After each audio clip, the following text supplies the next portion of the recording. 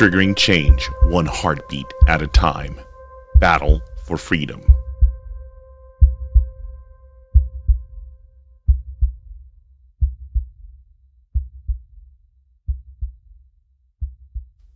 Hey everyone, I'm your host Watson Prenier from Battle for Freedom on Mojo 5 Radio, and I appreciate every last one of you as we have another broadcast of Battle for Freedom on Mojo 50 Radio. Again, Battle for Freedom on Mojo 50 Radio. I'm your host Watson Prenier, and just glad that we can go over a bunch of things I want to talk about today, and it's actually lax laws, lack law, Stockholm statistics. Lax law, lack law. The reason why I want to go over this today is because of the fact that I think that there's this problem where we find guilt in all the wrong people, but for some strange reason, we don't like to actually have a discussion on the people that are really problematic and affecting us the way that we allow them to do in our lives. And there's no care or concern. We are upside down in terms of our morality and what we think would actually affect us in the proper way. For life, liberty, and the pursuit of happiness, and so much more. Again, my name is Watson Prenier, host of Battle for Freedom on Mojo 50 Radio. Look forward to us talking a whole bunch more about a lot of different things on here. First, I want to make certain that you're starting your day off with some American Pride Roasters coffee, the official coffee of Mojo 50 Radio. Do me a favor, go to AmericanPrideRoasters.com. Is historically great coffee, traditionally great and amazing coffee. You can't go wrong with it. Trust me, this is some great coffee. I'm going to be having it later because I've been in back-to-back meetings for so long after a week back from vacation, and I need that Java to get me moving faster than ever. Also want you to go to newlifeholistics.com, New Life Holistics. Share it out with as many people as you possibly can. This is some biofeedback therapy that can really do some wonders to your life, to you, and just, again, put you in a position where you feel that your life is moving in the right direction. I know that a lot of us, we experience a lot of stress, anxiety, especially in this day and age with all the different problems that we've been facing as a country, that we have some serious moral issues that we have to be concerned about. And I'm asking us to be, mindful. Be mindful of what is happening in our lives and whether or not we want God to be really healing us of the stresses that we've gone through. Look at New Life Holistic. Talk to Anthony Malchiotti. You can't go wrong. And we'll share it out and share him out with as many people as you possibly can. So as we're talking about today, one of the things I want to talk about today, and with respect to this Stockholm statistics and lax law, lack law, the reason why I want to do this is because of the fact that we have crime going out to wazoo in our country. No one's safe, no matter where you are. There is zero safety because of the fact that we have allowed criminal behavior, we've allowed criminal activity to consume our lives. And as a result of this, there's no peace. Hey, Jamie, thank you for joining. She's part of the team Ain't You a Peach. You can catch them, again, if you go to mojo50.com/schedule. You can see all the different shows available. Her other half is LEP. That's available to you on, you can see the schedule for Jamie and LEP that are available to you on Mojo 50 Radio. And so the reason why I'm doing this, that's not the one that I wanted. This is the one I wanted. The reason why I'm talking about this is because of the fact that we have allowed ourselves to be overwhelmed with a lot of lawlessness. Now, I can talk to you about all the crimes that are happening, that are taking place around New York. I can't go back to New York. One of the reasons why I can't go back to New York is because of the fact that of the crazy laws. Another one is if I ever wanted to bring a firearm there with me to New York, I can't have a firearm in a car. So that's one reason why I don't want to head back there, because they don't want me to be able to be in a position to protect my family. Can't expect NYPD to do everything, and I don't think that you should. I don't think you should expect the police department and wherever you live to be the ones responsible for helping you out and getting you where you need to go. So I know many of you probably, if you're looking on Facebook, you're watching on YouTube, you're probably confused as to the attire that I'm wearing, and just I'll explain as we get into this whole idea of lack law, and the issue of Stockholm statistics. Because those of you who are driving right now and you're listening to this, I'm wearing a MAGA hat. I'm wearing a Make America Great Again hat. And so I know that there has to be some consternation or some confusion with people as to why in the world am I doing this, and what's the shadow that's is there a shadow overtaking me and driving me up the wall? I know that a lot of people probably, some anti-Trumpers, are truly triggered. They're probably truly triggered right now, like, what is he doing? Why is he wearing a MAGA hat? This is unacceptable. Don't worry about it. There's nothing wrong with me. I'm perfectly fine. I'm just basically doing this for, there's a method to my madness. If you haven't figured me out yet, just hang in there and be patient, but there's a method to my madness. Oh my goodness. Oh, I love it. Oh. Well, there was a tragedy I was looking at earlier on the there was a tragedy I was looking at earlier on the news, and it's really sad. It's about a Democratic law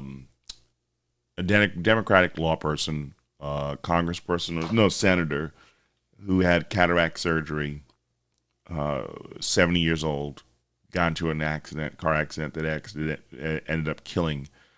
Yeah, here it is. Democrat Senate Wisconsin Minority Leader Janet Bewley, 70, is involved in a car accident that killed mother, 27, and 5-year-old daughter just one day after undergoing cataract surgery.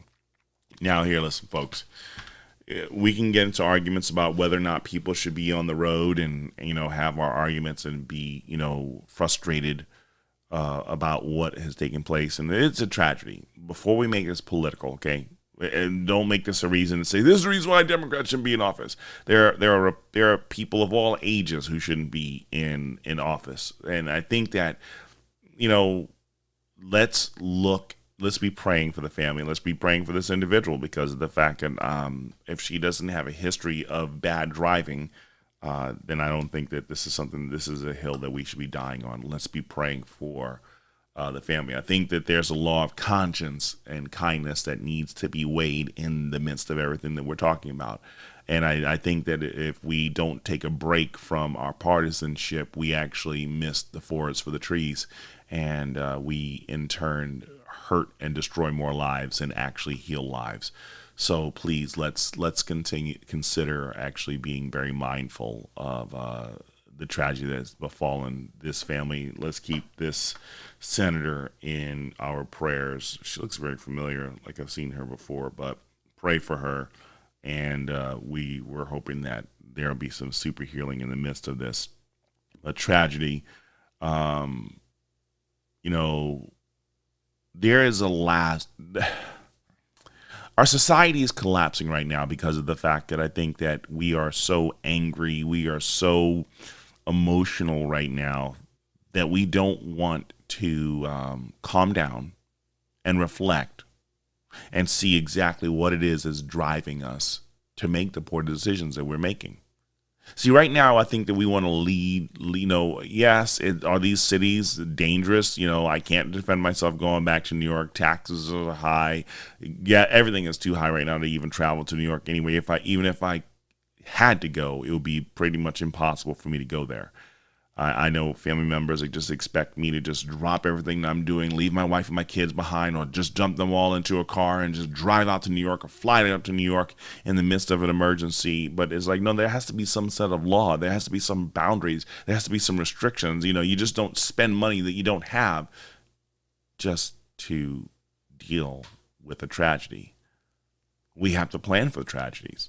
I don't think that many of us do that. And unfortunately, we become lawless, not setting budgets, not setting boundaries of how much we can spend and what we can do. This it just seems left, out of left wing, or just out of nowhere.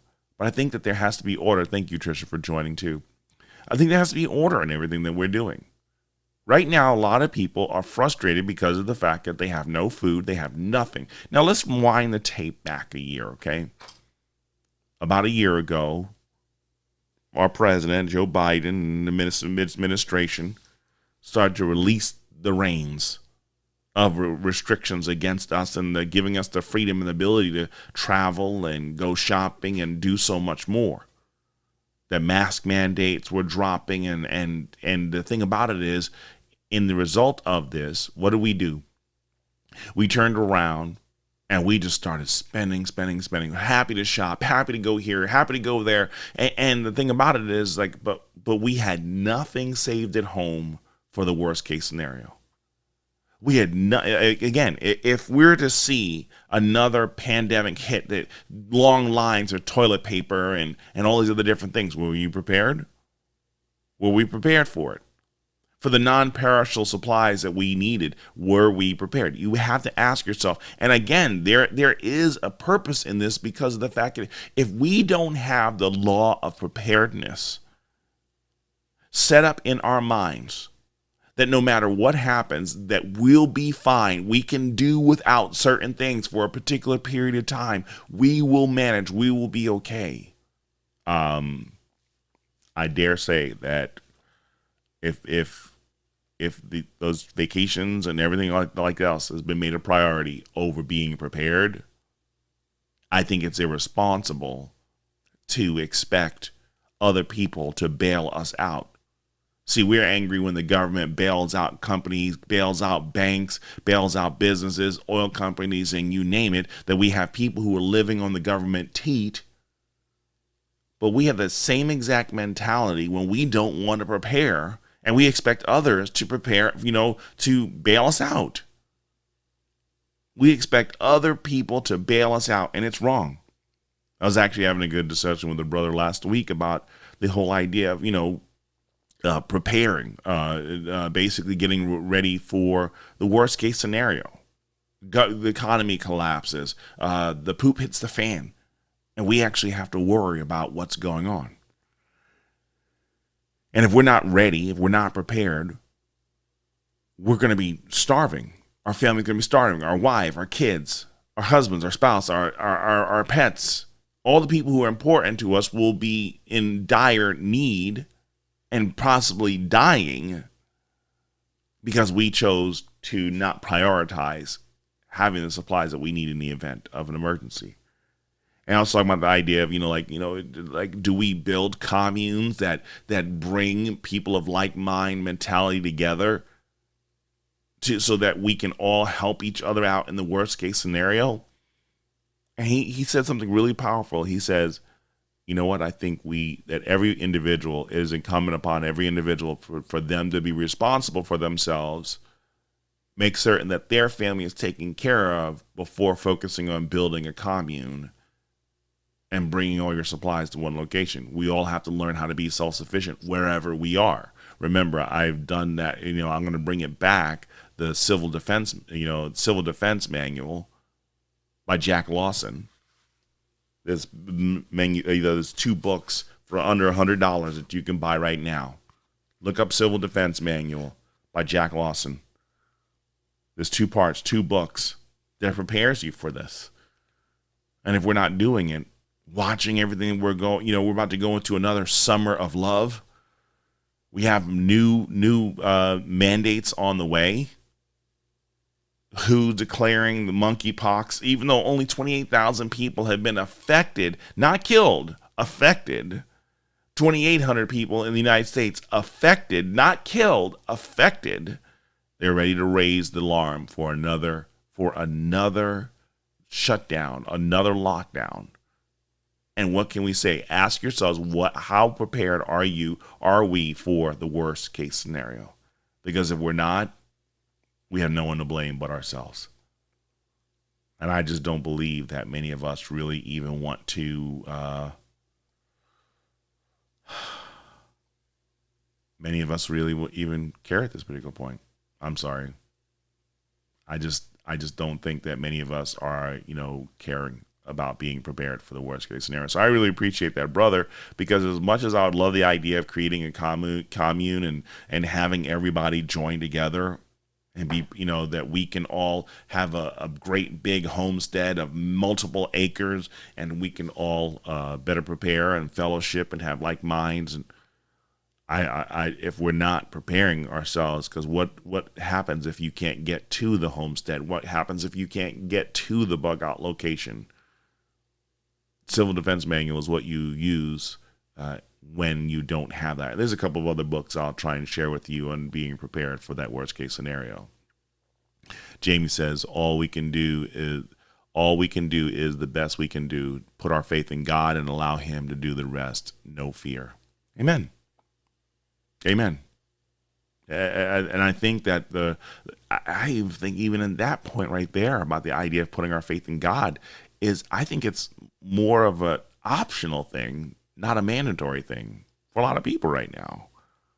That I think there's this overconfidence in the system and in their means of getting things done, and I think there's too much overconfidence in ourselves right now and not enough confidence in God. And I think we're all going through a growing lesson on what's supposed to be taking place. So we will just, again, please, I'm praying that we all wake up to the reality that what's about to come down the pike is not a good thing. It's not a good thing at all. So let me find this one here. Did I put that on there? I believe I did. Just to be on the safe side. I'm just checking something here and making certain that I did not have a brain fade.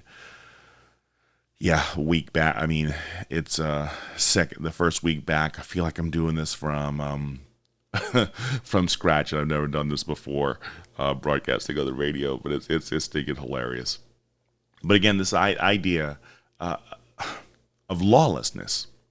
Shocking moment, Dallas Taco Bell manager hurls bucket of boiling water at a pair of women who ask for incorrect order to be remade. One says burns are so severe she took down mirrors in her home so as to avoid seeing her own face. See, so many people are saying right now, well, with all these shootings and everything like that, we need to get rid of guns and no one needs long guns. Do we now say that no one needs buckets of boiling water? I mean, this is assault. This is assault. Because you're asked to do something, you get so violent, you're going to attack people to cause them burns? Second, third degree burns on their face? Because you were asked to correct an order. See, everybody keeps thinking that as I share my concerns about Donald Trump, and my buddy and I, we had a really good conversation last week, and I was sharing my moral concerns that I've had with Donald Trump since day one. And, I started talking a little about his policies on the next day. And he's like, we've been talking about this for a couple of days. And this is the first time you're talking about his policies. And for a second there, I thought that there was something wrong about not bringing up the policies first. But I think that is the right order. See, because right now, the concerns that we have for people who want to lead us, we want to represent us and everything like that. Everybody says, I don't want a preacher, I don't want a pastor for this role of who's going to be leader over us. And I'm sitting here thinking, okay, so my issue that I took up with Trump was long before he was president. Long before everybody said that, he's this outsider and he's got this perspective that no one else has, and he's the one who's going to turn our country around.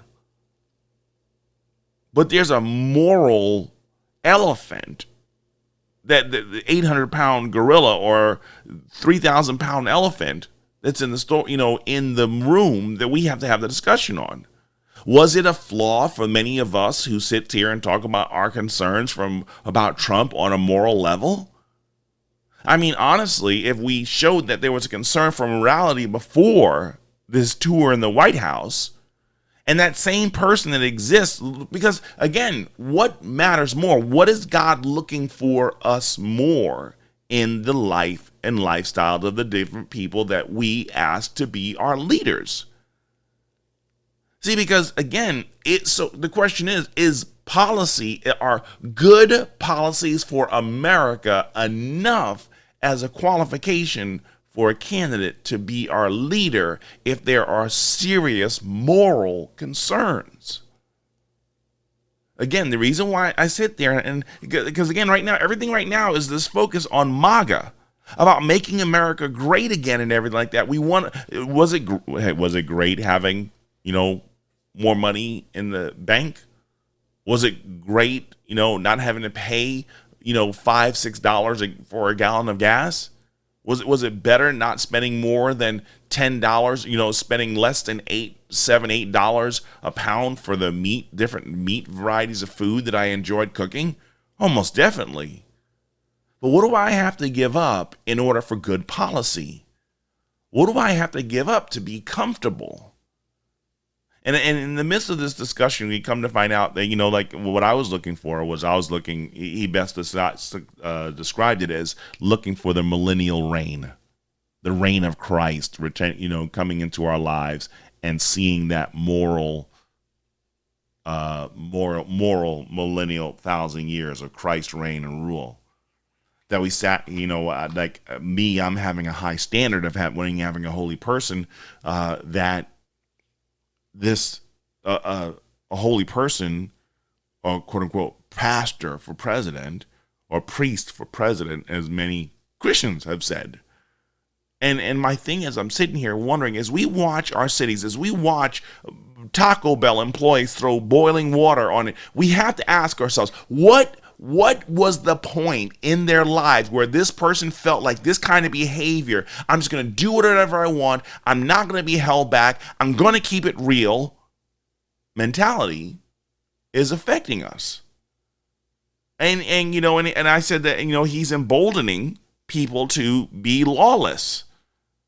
My buddy brought up a good point that, I think it's every individual who chooses, if they use Donald Trump as an excuse to act unchristlike, to act, with unfavorable behavior, that's on them.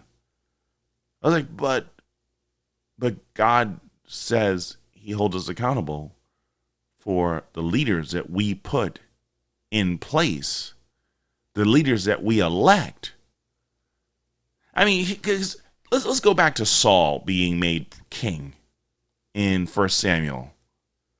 Saul was made king, and the only qualification he had being made king was because he was taller than everyone else. This was the reason why he was made king of Israel, their very first king after God. And his only qualifications was his height. That was the only qualification. He stood taller than everyone else. He had the appearance that he could get things done. So again, there is this mentality that, without Trump, certain things would be done. I think that there's an error when we say this, because the fact that, yes, 3 justices were elected. Watson, yes, we just got Roe v. Wade overturned. Isn't this enough? Can we get off the moral high horse and finally just accept that I'm bringing this up and I'm beating this horse dead, because of the fact that right now we're taking issues with people on their political policies may have major flaws and disastrous outcomes. But again, most of this stuff is founded and built upon not the political problems, but a moral issue that weighs inside those different individuals. See, before we can get to the politics, the ethics exists long before we ever get to the politics. The morality or the lack thereof is what's in the way of the individual long before we get to their partisanship. And until we get to the mentality to decide that we don't want to be delusioned, we're going to continue to die as a country. Die. Let's do this. Let's go to a break. I'll talk to you on the flip side.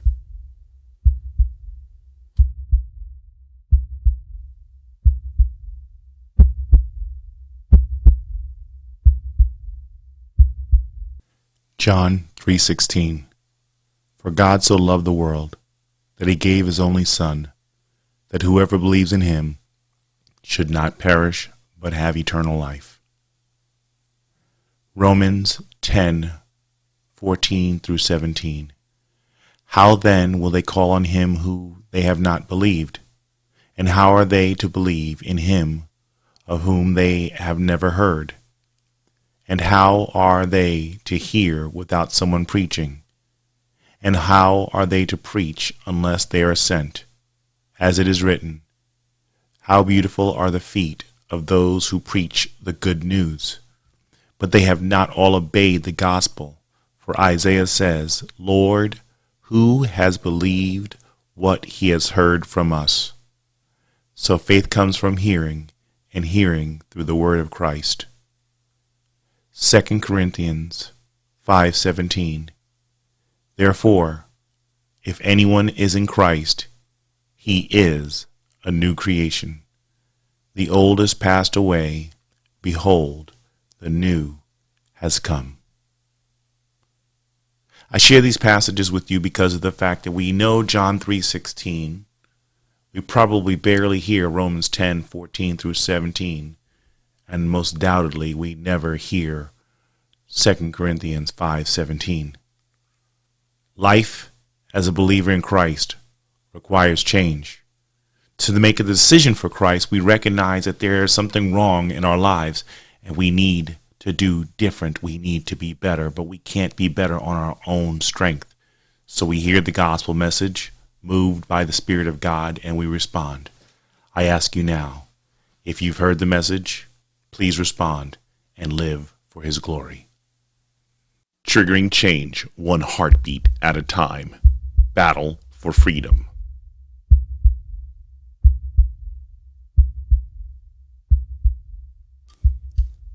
Welcome back, everyone. I'm your host, Watson Prenay from Battle for Freedom on Mojo 5 Radio.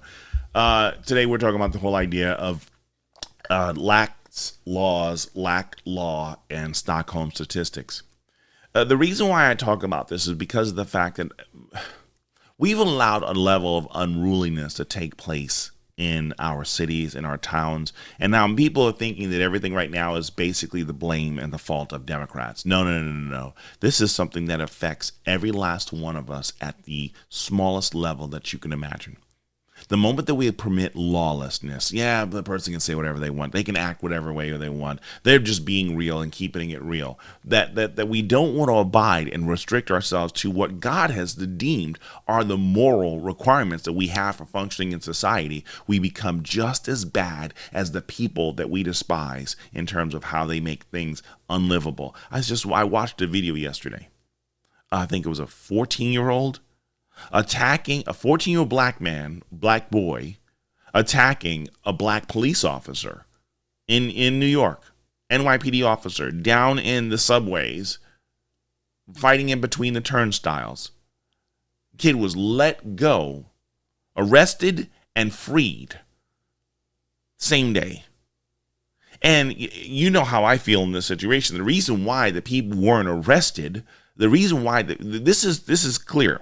The reason why people weren't arrested because of what took place in the Summer of Love and, the George Floyd protests and Black Lives Matter and Antifa, the reason why these people have not been arrested has been for the sole purpose of fear. Because if we allow lawlessness, what does it do? It keeps people home. They don't want to get in their cars and they don't want to go anywhere. They don't want to go to the local bodega. They don't want to go to the store. They don't want to go to the bodega. They don't want to go to the hospital. They don't want to go to work. They don't want to go to the park. They don't want to go anywhere. So what we do is we keep everyone living in fear, and they have subjected themselves to this mental lockdown that they have had for all their lives. There are places that they will never go by. And what happens is, instead of it being associated and isolated to one pocket in one area in their town or their village or in their state, that they know that this is just places that you can't go, allow the lawlessness to spread like a cancer throughout society so no one feels comfortable going anywhere.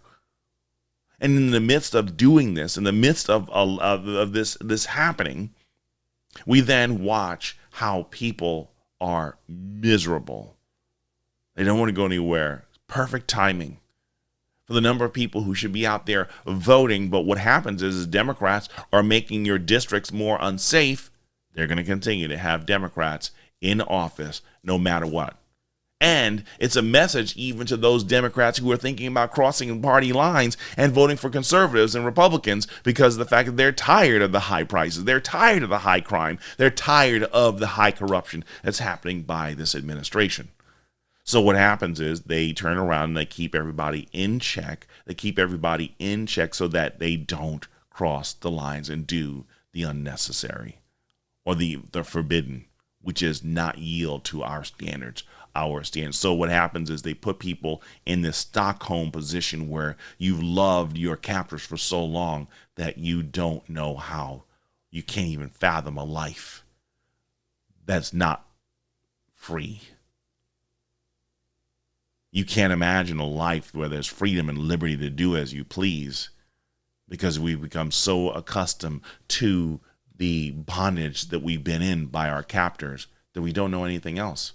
Because they allow the lawlessness to take place. Make no mistake, they know, the Democrats understand the shellacking that's going to take place in this midterm. So the best way that you could do this, flood the southern border for fake voters and turn around and allow lawlessness to take place in these cities.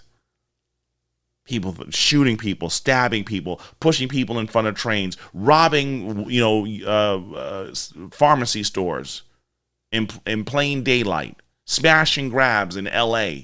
Hundreds of thousands of dollars, millions of dollars are being stolen on a daily basis. They're openly stealing in broad daylight. Saw a guy in New York get hit by a car. His friends, the assailant in the vehicle jumps out with his friends and robs the person that they just struck with a car. There's a reason for this lawlessness. Lax law, lack law, and there's a reason, because if you keep everything lawless, you keep people in fear, and then they're going to be begging for mail-in ballots, which then makes it easier, because if someone comes by and visits you, that neighborhood thug who's just playing a political or electoral representative for you, who's just going to make certain that you vote the right way and your vote and they ensure that your vote arrives at the same time. You don't need to go anywhere. See, this is the part about it that kills me with black people complaining about the idea of requiring voter ID. This is the issue and the lie of black people saying that they're being disenfranchised and that there's voter intimidation and there's this fight to keep blacks from voting. That right there is the biggest height of the Stockholm statistics, I want to tell you. Because black people will get ID for driving, for owning a firearm, for having a passport, for ID so that they can go on vacation, ID so they can collect their government support and everything like that. You'll have ID for all these other different things, but requiring ID or even getting your behind to a poll to vote out the corrupt individuals, we don't have ID for it. This is racism. That, I'm letting you know right now, that is Stockholm Syndrome 101, 201, 301, 501 to infinity 01. It is Stockholm Syndrome because of the fact that they have lived in the lawlessness of the gangbangers, the gack, and so much more for so long that they can't imagine a life apart from it. So when blacks want to get out of their horrible communities, that they want to get away from the gangbanging, they want to actually make something of themselves, literally they are pushed and insulted by other blacks who call them wannabes, sellouts and everything like that, because they don't want to subject themselves to being tortured on a daily basis. That is Stockholm syndrome, when you start fighting for the aggressors and the oppressors. And what is it? There's this undying allegiance for blacks for the Democrat Party, who has a history of keeping blacks in subjugation, who has a history of trying to keep blacks in slavery, even though blacks will ignorantly say that Donald Trump and Republicans want to put us back in chains. How can we put you back in something you've always been in? You're already there. I can't put you back where you already are. You just can't see it. Your eyes need to be opened to recognize what's going on here. In this culture of being woke, we have allowed a level of lawlessness that is taking place that's really, really sad. Here's one right now. I don't care how much you don't like him, but freedom of speech has been completely, what I'm about to share now is a level of lawlessness beyond belief. Alex Jones's Sandy Hook defamation trial finally begins after conspiracy theorists' years-long bankruptcy proceedings delayed case over his repeated false allegations that the horrific elementary mass shooting was a hoax. So there's a defamation for having an opinion. Can I ask you a question? Before we get into basically taking Alex Jones to this, how many Holocaust deniers have been brought up on charges and sued for defamation? How many deniers of 9/11 have been arrested and sued? How many people who have... how far do we go back on this? I mean, because if we're going to sit here and decide that, you know what, say Alex Jones saying he doesn't agree with what happened in Sandy Hook, that he could be sued for that he could be taken to law because someone's feelings got hurt. So then can I share my concerns of being hurt that there are people on a daily basis who are rejecting Christ? Can I sue every unbeliever who's out there? Can I sue every person who's not following the word of God according to its place? Because that's a defamation lawsuit against, for God. God's going to bring up a defamation lawsuit because we're living lawless. We don't want to abide by his word. We don't want to abide by his will. So when do we begin those trials? There's a lot of things I won't agree with Alex Jones on, but him having an opinion on whether or not Sandy Hook happened, and we can't have that. This is utter lawlessness to be taken to for a defamation trial on this.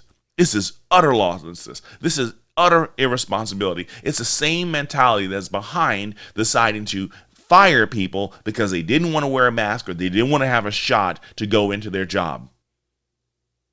Because we have now stripped away people's rights to actually have an opinion publicly.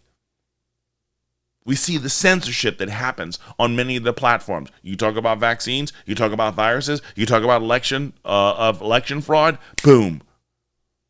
If you want to see a level of lawlessness, if you want to see a level of tyranny happening right now, look at the censorship that takes place. Do I agree with everything being said? No. But people have the right to say it.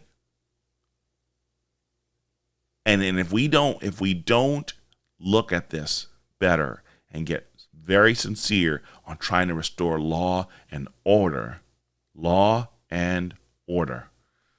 Whew, almost went New Yorkie.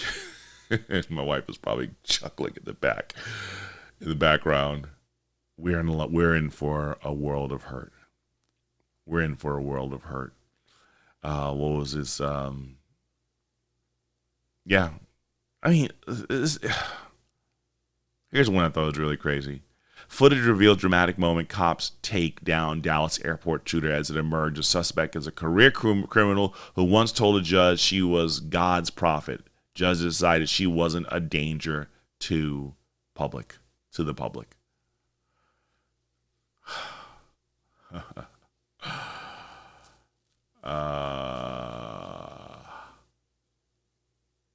This God's prophet, and she's not a danger to the prophet, because I tell you, career criminal, you're not God's prophet if you're constantly breaking the law. if you're constantly violating the law of God, you're not his prophet.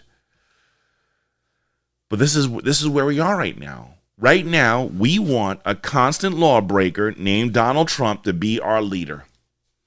Oh, he's not as bad as the Democrats. He was a Democrat his whole life before running for office.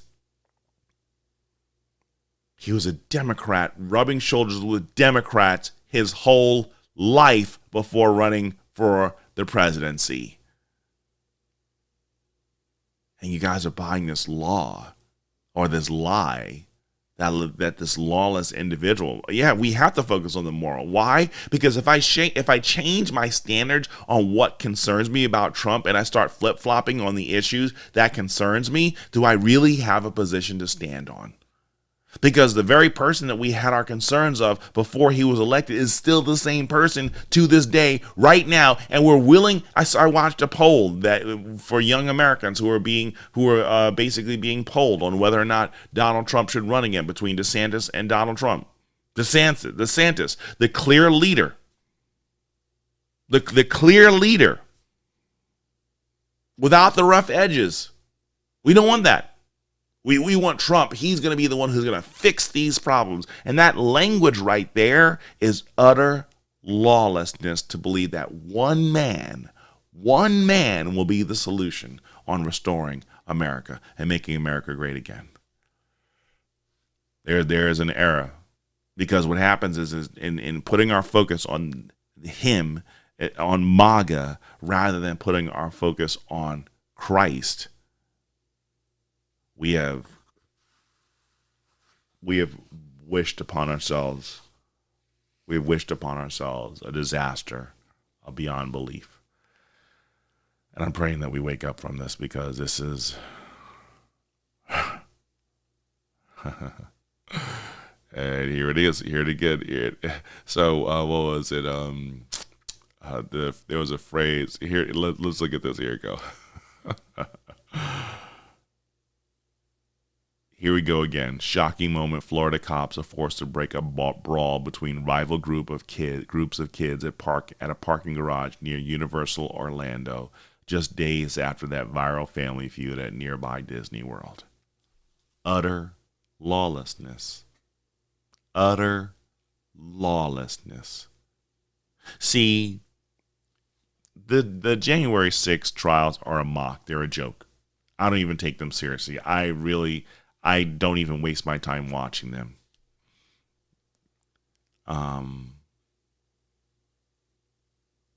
Jamie has a good question. She says, everyone has made an idol out of him. Ask yourself, what does the Bible say about idolizing? Yes. Bingo. It says, you shall not put any false graven images before me. You shall have no gods before me. Idolatry is a sin.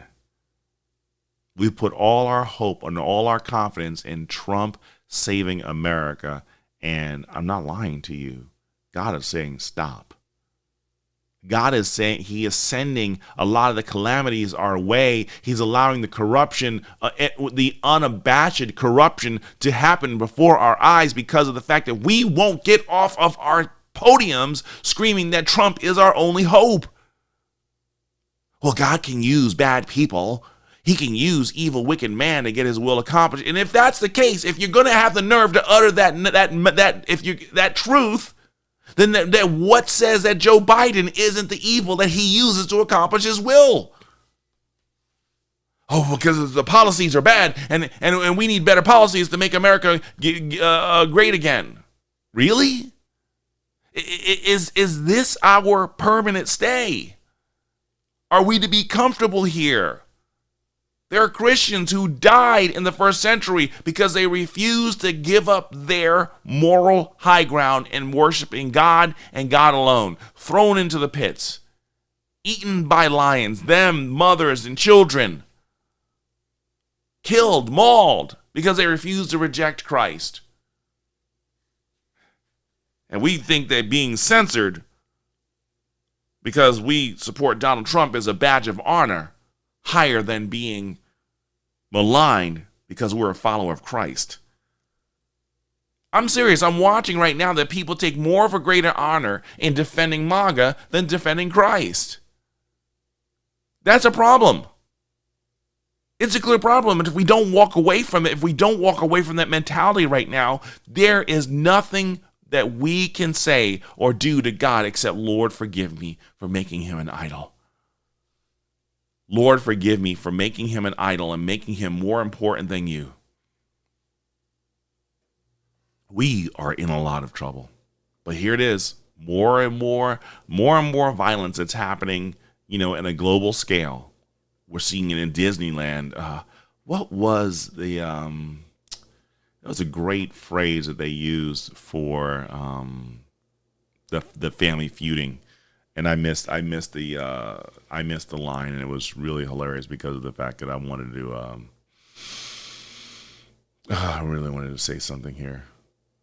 As everybody looks at these disasters of Paul Sorvino passes away. This is a sad story here. Country music icon Hank Williams Jr.'s wife, Mary Jane Thomas, died at Florida result from collapsed lung the day after liposuction and surgery to have her breast implants removed. And that's really sad. Let's keep Hank Williams Jr. in prayers. But I was having a conversation with some other brothers last week. We were attending a VBS. It was a lot of fun that we were having just in our staycation of VBS. Hi Heidi, thanks for joining. And what was really interesting on this was, one of the brothers, he brought up this good point about, there's this over obsession with not about fitness, but for us to make ourselves look like something that we're not in an unnatural way. Now, I will always encourage you to get out and walk and intermittent fast like I've received from Anthony Malchiotti. I'll always encourage you to do that. But then there are individuals who will juice up their arms. Someone was saying that it wasn't just steroids that people were putting in their arm. It was actual oil.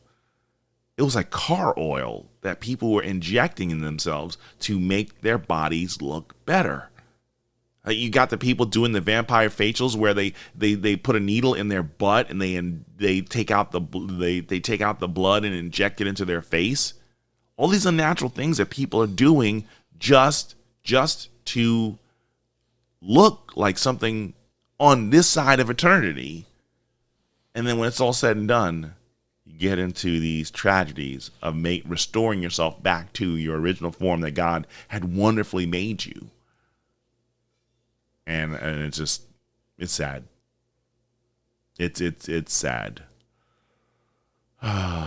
Lawlessness.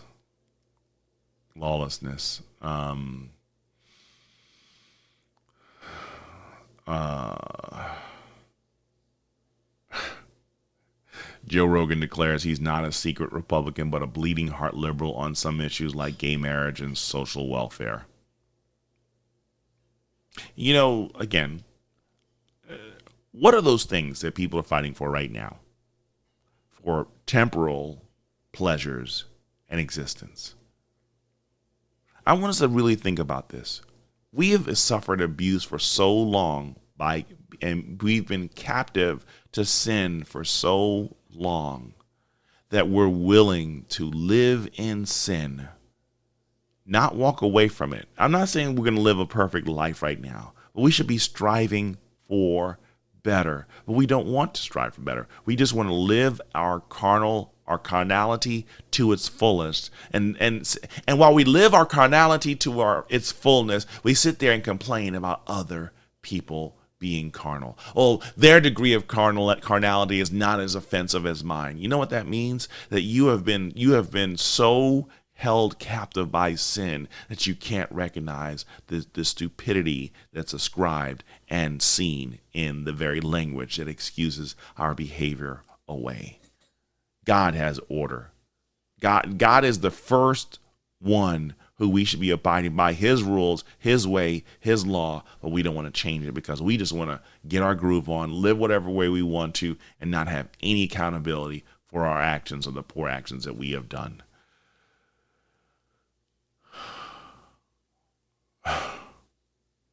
And then you look at this this doesn't, I think Matt Gaetz is a plant. I think Matt Gaetz, it could be a plant, or maybe Matt Gaetz is a complete representation of everything I'm talking about. Be offended. GOP Representative Matt Gaetz tell a local reporter that women protesting the repeal of Roe v. Wade need not to worry about abortion access because they're too ugly and overweight to get pregnant. This is what I was talking about with my buddy last week. That people feel more and more emboldened to let unwholesome talk come from their mouth. Let me ask you a question. What's accomplished by telling a person that they're ugly? What is UGLY? You ain't got no alibi. You ugly. Not realizing that kind of mentality that's in the heart. Jesus says it's not what you put into a person that defiles them, it's what comes out of them that defiles them. To sit here and are there overweight people that I know in my life? Yes. Do I sit there and say, hey, you're overweight or you're ugly or you're all these things? No. See, right now, Matt Gaetz can't sit here and appreciate that, you know what, as much as I may disagree, even the people I disagree with who are so MAGA-minded, even you're created in God's image. Is the decision that you make, so be it. I don't agree with it, so be it. But stuff like this? Why would anyone want to become a Republican? Oh, he was insensitive. He said mean things to me. This is what we say, and we call people snowflakes for this. And God's basically saying you're a sinner. Let no unwholesome talk come from your mouth. But when we don't have God's law restraining us from saying stupid things like this, lawlessness. Stockholm statistics, the reason why I say this is if you carry on in behavior like this, it goes to show you're still a slave to sin. And you have no desire to remove yourself from it.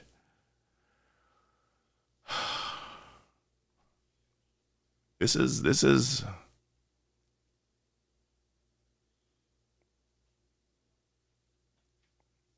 just sad. And I think that we need to be really wary about the direction our country is going in.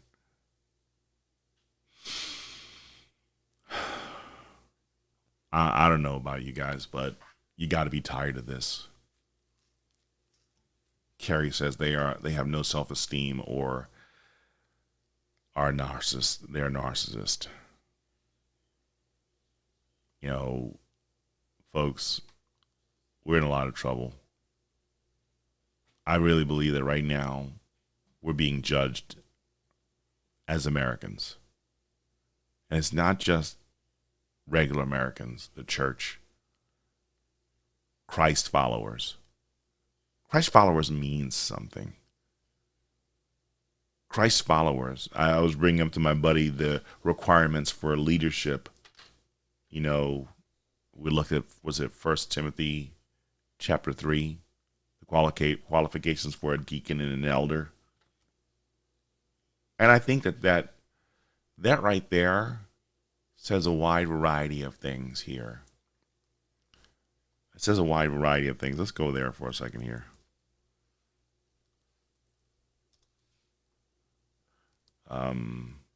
This is key. I want to go here for a second here. Check this out. Qualifications for deacons or qualifications for overseers. The saying is trustworthy. If anyone aspires to the office of an overseer, he desires a noble task. Therefore, an overseer must be above reproach, the husband of one wife, sober-minded, self-controlled, respectable, hospitable, able to teach, not drunkard, not violent, but gentle, not quarrelsome, not a lover of money. He must manage his own household well, with all dignity, keeping his children submissive. For if someone does not know how to manage his own household, how will he care for God's church? He must not be a recent convert, or he may be puffed up with conceit and fall into the condemnation of the devil. Moreover, he must be well thought of by outsiders so that he may not fall in the disgrace into a snare of the devil. And everybody thinks that, oh, well, that's for someone who's going to be running a church and everything like that. No, honestly, that should be what we aspire to. Maybe we're not going to have a role as a deacon or an elder in our church, but God is requiring it. That behavior is what we need. What is the fruit of the Spirit? The fruit of the Spirit? Love, joy, peace, patience, kindness, goodness, self-control. I don't have them all memorized, but go to Galatians chapter 5, 22 and 23, the fruit of the Spirit. And you tell me if those qualifications that you see in the fruit of the Spirit are what we're seeing by Biden, by Trump, by Obama, by Bush. Are those the qualifications of what we see? Or the person that you want to elect, Matt Gaetz? You think that's the fruit of the Spirit, the way he's, and again, I go back to Ephesians chapter 4. Was it 29? Let no unwholesome talk proceed from your mouth. But when we want to be lawless, don't be surprised when there is no law in this country.